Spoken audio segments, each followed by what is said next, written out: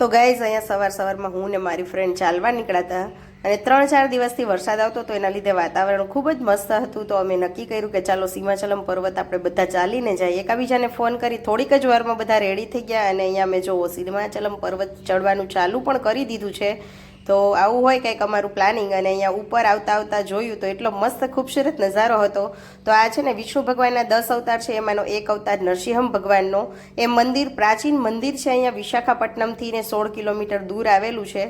તો હિરણ્યકશ્યપનો જે વધ થયો હતો ને એ જ જગ્યા છે આ. તો તમે લોંગ વિડીયો જોઈ આવજો ડિટેલમાં. અને અહીંયા અમે પહોંચ્યા તો આ ફ્રૂટ જોવા મળ્યો અમને. તો આ ફ્રૂટ ક્યું છે તમને ખબર હોય તો કોમેન્ટ કરજો. અને અહીંયા અમે દર્શન કરી અને બહાર આવી ગયા છીએ. તો તમે પણ દર્શન કરી લ્યો. અને હવે આપણે આવ્યા છીએ ઉપર ચડીને. તો ગાડીઓ બધી નીચે છે, તો બસ ગોતવાની છે.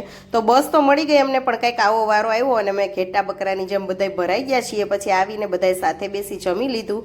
Like, share, subscribe.